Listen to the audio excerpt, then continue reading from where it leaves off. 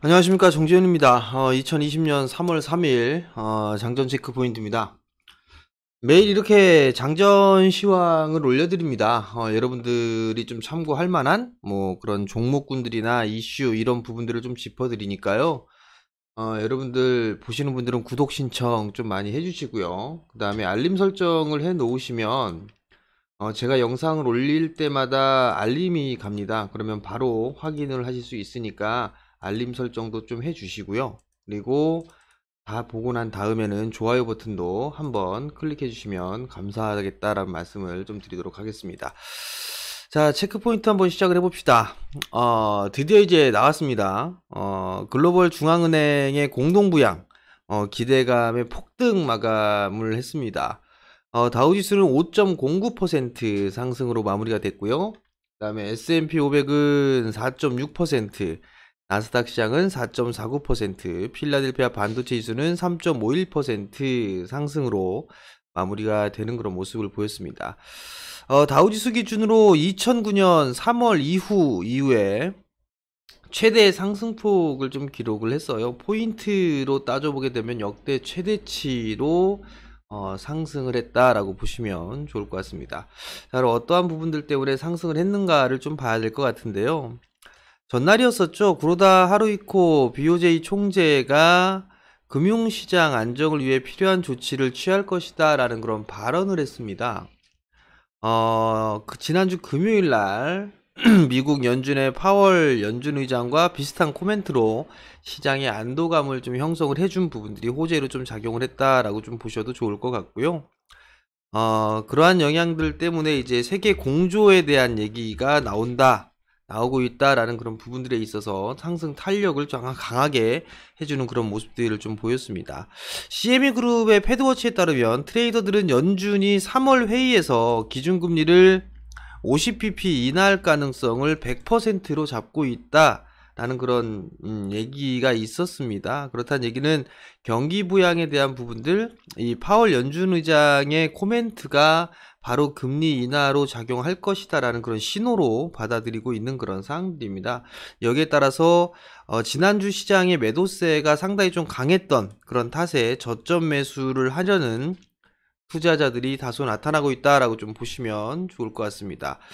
경기 지표는 그다지 썩 좋게 나오지는 않았어요. 미국의 2월 제조업 PMI는 전월 50.9에서 50으로 하락을 했습니다. 전문가들이 예상한 50.8에 크게 못 미치는 수준인데요. 그만큼 이제 경기에 대한 둔화 우려감이 좀 크다라고 보시면 좋을 것 같거든요. 그렇기 때문에 금리 인하를 할 것이다라는 그런 부분들에 있어서의 추가적인 이 확률을 더 높여주는 역할을 하는 게 아닌가라는 그런 판단을 하고 있습니다. 오늘이죠. 주요 7개국 G7 재무장관과 중앙은행 총재가 3일 긴급회의를 열기로 했습니다. 긴급회의를 열어서 대응책을 논의를 하기로 했는데요. 이 화상회의는 미국 동부 시간으로 오전 7시에 열릴 예정입니다. 미국장이 개장되기 2시간 전부터 진행이 되는데 이 부분들이 미국 시장에 어떠한 영향을 미칠 수 있는지 그 부분들을 체크를 해봐야 되지 않을까라고 좀 판단이 됩니다. 애플이 9.3% 급등이 나왔어요. 그러면서 시장 상승을 좀 주도를 했었고요. 머크와 월마트가 각각 6%가 넘는 상승을 했습니다. 그리고 테슬라 모터스 같은 경우는 11%대의 급등이 좀 나왔고요. 유틸리티와 기술주들, 필수 소비재, 부동산 전 대부분의 종목군들이 5% 이상 상승으로 마무리가 되는 그런 모습들을 좀 보였습니다.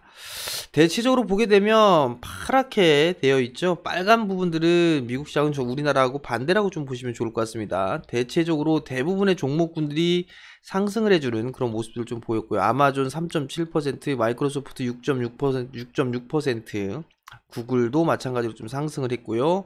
애플이 9.3% 급등으로 마무리가 됐고 대부분의 종목군들이 상승으로 좀 마무리가 됐다라고 좀 보시면 좋을 것 같습니다. 한국의 야간 선물 시장은 0.37% 상승으로 좀 마무리가 됐어요. 외국인 쪽에 있어서의 매도세가 좀 나와주는 그런 모습들을 좀 보였지만 그래도 상승으로 마무리가 되는 그런 모습들을 좀 보였습니다. 수급적인 부분들 상당히 좀 좋지가 않아요. 좋지가 않은 그런 상황들인데 2월 24일부터 대량 매도가 시작이 됐어요. 그 이후로 전날까지 7,800억대의 매도가 나왔는데 총 4조 2,448억의 매도가 좀 나왔습니다.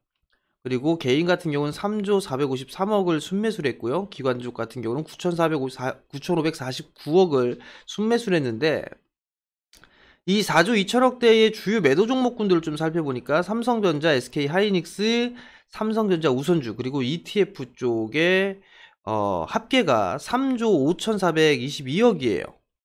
이쪽을 집중적으로 순매도를 기록을 했고 매도 물량의 80% 이상을 차지를 하고 있는 그런 사항들입니다.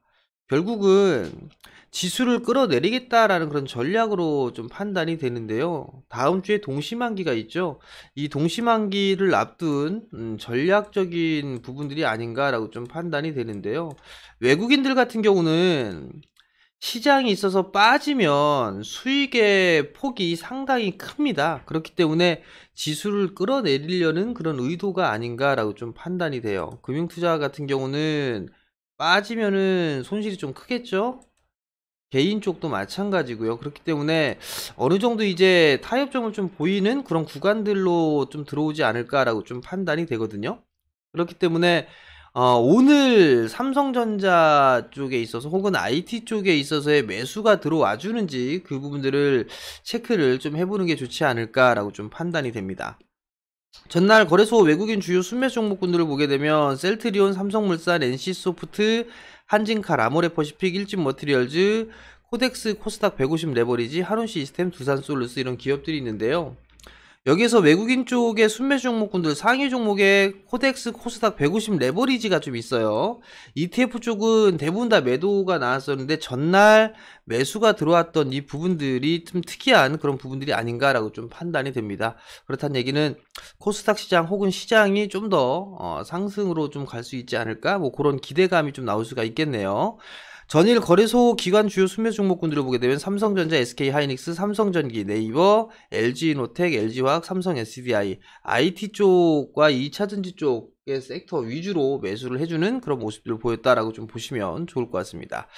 전날 코스닥 외국인과 기관들은 각각 1,000억 원대 이상의 강한 순매수를 좀 기록을 했었어요. 외국인은 이 거래를 연속적으로 매수해줬죠. 1202억 매수해줬고요. 기관은 1100억 매수를 해주는 그런 모습들을 보였고 개인 쪽 같은 경우는 2230억 정도의 순매도를 기록을 했습니다.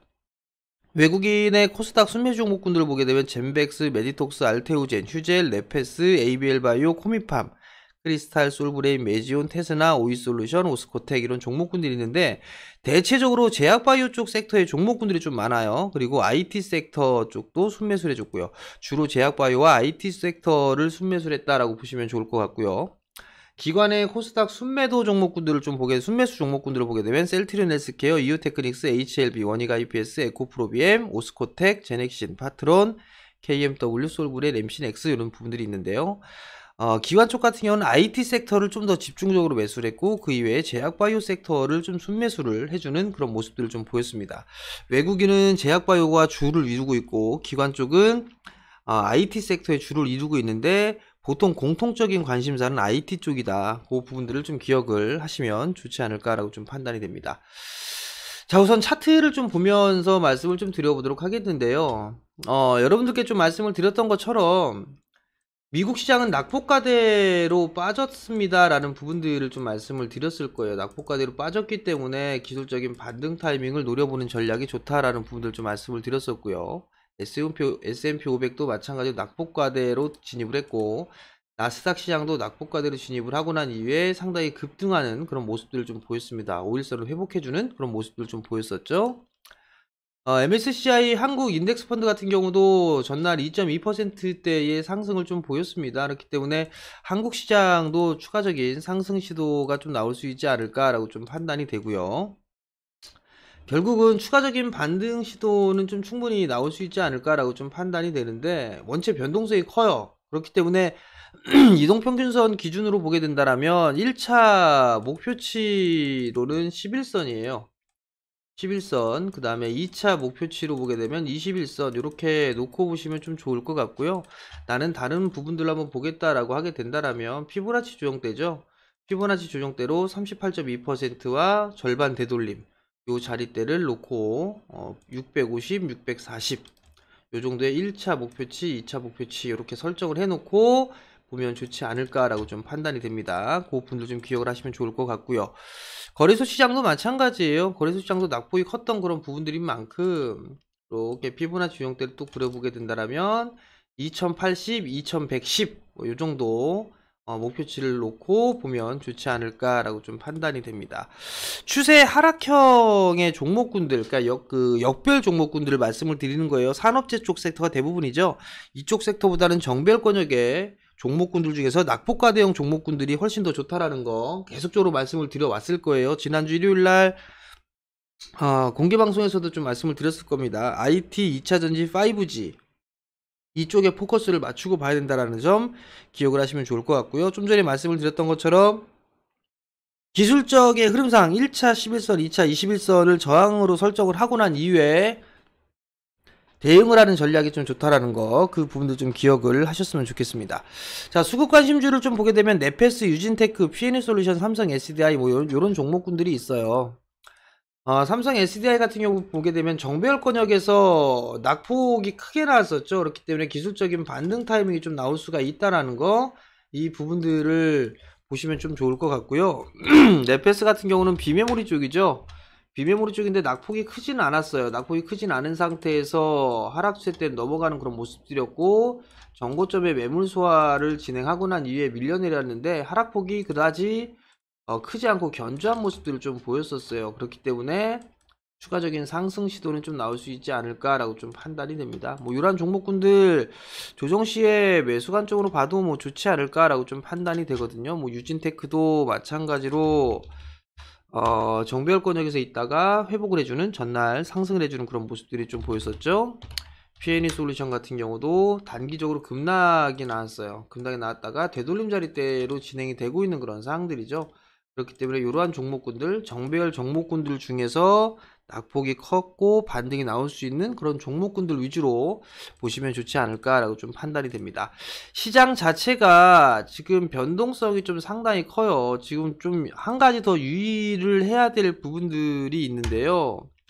3월 3일 슈퍼 화요일이에요. 미국의 경선이 있죠. 이 부분이 미국 시장에 변동성을 유발할 가능성이 있습니다. 가능성이 있는 만큼 추격 매수는 일단 자제하는 전략, 이 부분들이 중요하지 않을까라고 좀 판단이 되거든요. 그러니까 요 부분들 좀 기억을 하시고요. 눌리는 자리대에서 매수를 하시는 전략, 그게 좋다라는 거. 그리고 두 번째는 지수에 있어서 밸류 하단 권역에 있어요. 하단 권역에 있기 때문에 시장에 있어서 너무 우려할 필요성은 없다라는 거.